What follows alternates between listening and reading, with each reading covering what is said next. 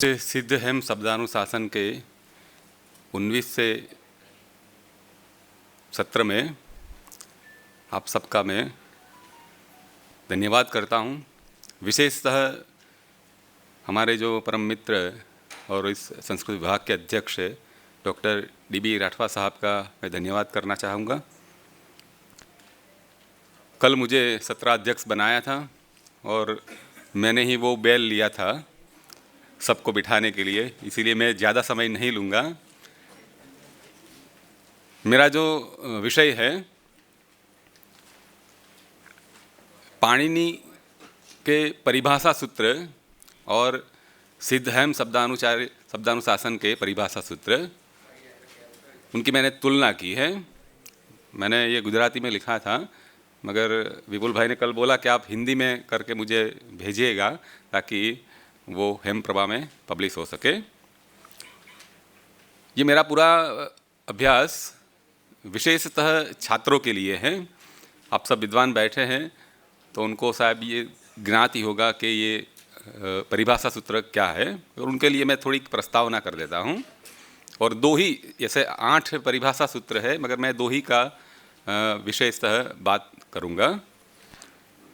तो परिभाषा सूत्र जैसे सभी सूत्रों की व्याख्या की गई है। षड्विधम सूत्रम उच्यते, संज्ञा च परिभाषा च विधिर्नियमेव अतिदेशो अधिकारश्च षड्विधम सूत्रम उच्यते। तो परिभाषा सूत्रों का प्रयोजन ये होता है, मेटा रूल्स उसको बोलते हैं, सूत्र के लिए सूत्र। जैसे अकह सवर्ण दीर्घ ये विधि सूत्र है, तो विधि सूत्रों में परिस्थितियां बताई जाती है कि ये है तो ये करना है। मगर परिभाषा सूत्र क्या करता है कि अकह सवर्ण दीर्घ है, उसमें जो विभक्तियां बताई गई है उसको क्या समझना है हमें। तो किसी भी शास्त्र को पढ़ने वाला जब उस शास्त्र को शुरू करता है तो शास्त्र में पहले संज्ञा सूत्र आते हैं। हर शास्त्र की संज्ञाएं भिन्न भिन्न होती है। जैसे कि न्याय शास्त्र में गुण 24 गुण हैं, उसकी संज्ञा जुदी अलग है। गुजराती में गुण को बोलते हैं गुण, सारा गुण, खराब गुण। शाक मार्केट में जाओ तो गुण का अर्थ वो बोरी होता है। पाणिनि व्याकरण में जाए तो उसका अर्थ अदेंग गुण बताया गया है। ये जो भी संज्ञाएं हैं वो सभी शास्त्रकार अपने शास्त्र को सरलता से छात्रों को या अभ्यासु को अपने नियम, अपने सिद्धांत अच्छी तरह से ज्ञात हो, इसीलिए वो संज्ञाएं भिन्न भिन्न रखते हैं। और हम जानते हैं कि पाणिनि का एकमात्र लक्ष्य है कि अर्धमात्रा लाघवे न पुत्रोत्सव मन्यन्ते वैयाकरणाः। पूर्ण संपूर्ण व्याकरण जो हमें दिया है उन्होंने लाघव से दिया है, यानी जितना भी कम उनको लिखना है तो वो लिखना चाहेंगे। तो वो संज्ञा सूत्र के आधार पर एक बड़ी संज्ञा उन्होंने हमारे सामने रखी है, वो है प्रत्याहार संज्ञा। प्रत्याहार से उन्होंने बहुत सारा लाघव कर दिया है। उसके बाद दूसरा प्रकरण आता है, वो परिभाषा सूत्रों का आता है। परिभाषा या और परिभाषा सूत्र दोनों में भिन्नताएं दिखाई देती है।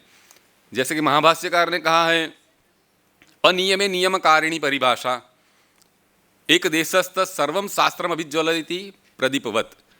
जैसे एक दिया एक खंड में एक जगह पर है मगर वो पूरे खंड को प्रज्वलित करते हैं, वैसे ही परिभाषा ऐसी होती है कि शास्त्र में एक जगह पर होती है मगर वो पूरे शास्त्र में प्रचलित रहती है।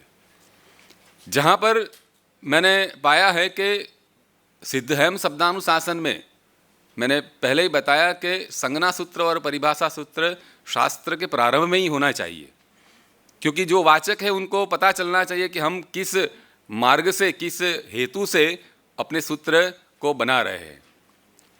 जहाँ पर सिद्ध हेम शब्दानुशासन में परिभाषा सूत्र है वो 7वें अध्याय में आते हैं, यानी कि पूरा शास्त्र लोग पढ़ जाते हैं, बाद में परिभाषा सूत्र आते हैं। लाघव का उनका उद्देश्य नहीं है। जब हेमचंद्राचार्य जी का अवतरण हुआ तब देश में लिखने के साधन का कोई अभाव नहीं था। जबकि पाणिनि थे तब उनको लिखने के साधन के अभाव में लाघव से लिखना पड़ा था।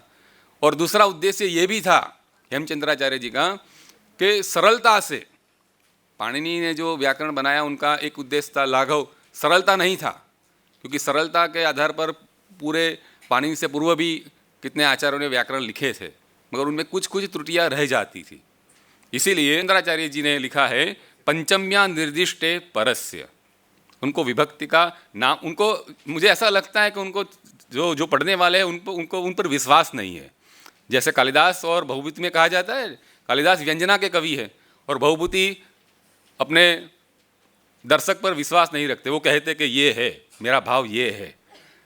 तो ऐसा मुझे ज्ञात हुआ है, पढ़ते पढ़ते लगा है कि हेमचंद्राचार्य जी बालानाम सुखबोधाय ये व्याकरण लिख रहे हैं। धन्यवाद।